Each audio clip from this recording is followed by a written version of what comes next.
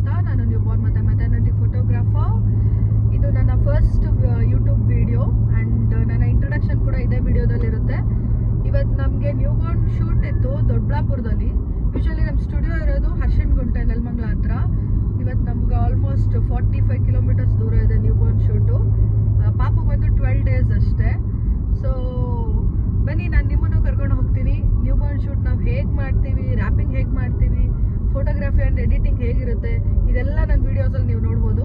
So ನೋಡಿ, like ಮಾಡಿ, share ಮಾಡಿ, ಸಬ್ಸ್ಕ್ರೈಬ್ ಮಾಡಿ, ಹಾಗೆ ಒಂದು ಬೆಲ್ ಬಟನ್ ಇರುತ್ತಲ್ಲ ಅದನ್ನು ಒತ್ತಿ ನಮ್ಮನ್ನು ಎನ್ಕರೇಜ್ ಮಾಡಿ. ನನಗೂ ಜಾಸ್ತಿ ವ್ಲಾಗ್ಸ್ ಮಾಡಬೇಕು, ವೀಡಿಯೋಸ್ ಮಾಡಬೇಕು ಅಂತ ಅವಾಗ ಮೋಟಿವೇಶನ್ ಬರುತ್ತೆ. ಹೊಸ್ದಾಗಿ ಬಂದವ್ರನ್ನ ಸ್ವಲ್ಪ ಬೆಳೆಸಿ, ನೋಡಿ, ಎಂಜಾಯ್ ಮಾಡಿ.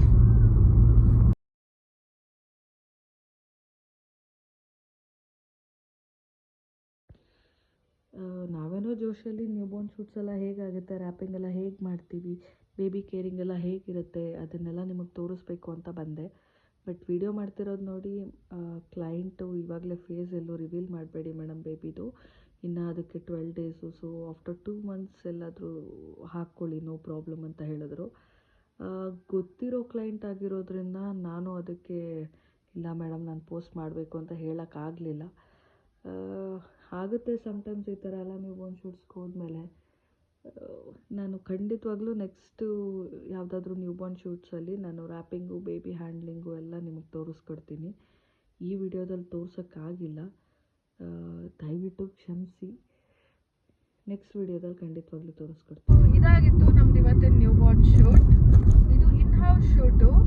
ಪಾಪು ತುಂಬಾ ಕೋಆಪರೇಟಿವ್ ಆಗಿತ್ತು. ನಾವು ಕೂಡ ಬೆಳಗ್ಗೆ ಬೇಗನೆ ಶೂಟ್ ಸ್ಟಾರ್ಟ್ ಮಾಡಿದ್ವಿ. ಓವರ್ ಆಲಾಗಿ ಶೂಟು ನಮಗೆ ಬರೀ 2 ಅವರ್ಸಲ್ಲೇ ಮುಗಿದೋಯ್ತು. 2 ಅವರ್ಸಲ್ಲಿ ನಾವು 3 ಸೆಟಪ್ಸ್ ಮಾಡಿ ಫ್ಯಾಮಿಲಿ ಶೂಟ್ ಮುಗಿಸ್ಕೊಂಡು ಆಲ್ಮೋಸ್ಟ್ ಹಾಫ್ ವೇ ಟು ನಮ್ಮ ಆಫೀಸಲ್ಲಿದ್ದೀವಿ ಆಲ್ರೆಡಿ. ಸೊ ಈ ವಿಡಿಯೋ ನಿಮಗೆ ಇಷ್ಟ ಆಗಿದ್ದರೆ ಲೈಕ್ ಮಾಡಿ, ಸಬ್ಸ್ಕ್ರೈಬ್ ಮಾಡಿ. ಮತ್ತು ನನ್ನ ನೆಕ್ಸ್ಟ್ ವಿಡಿಯೋದಲ್ಲಿ ನಾನು ಮೆಟರ್ನಿಟಿ ಶೂಟ್ ನಾವು ಹೇಗೆಲ್ಲ ಮಾಡ್ತೀವಿ, ಏನೆಲ್ಲ ಪ್ರಾಪ್ಸ್ ಯೂಸ್ ಮಾಡ್ತೀವಿ, ಎಲ್ಲಿ ಮಾಡ್ತೀವಿ, ಸೊ ನಮ್ಮ ಹತ್ರ ಪ್ಯಾಕೇಜಸ್ ಎಲ್ಲ ಹೇಗಿರುತ್ತೆ ಎಲ್ಲದನ್ನು ಎಕ್ಸ್ಪ್ಲೈನ್ ಮಾಡ್ತೀನಿ. ಸೊ ಬೆಲ್ ಐಕನ್ನ ಕ್ಲಿಕ್ ಮಾಡಿ, ನಾನು ನೆಕ್ಸ್ಟ್ ವಿಡಿಯೋ ಹಾಕಿದ ತಕ್ಷಣ ನಿಮಗೆ ನೋಟಿಫಿಕೇಶನ್ ಬರುತ್ತೆ.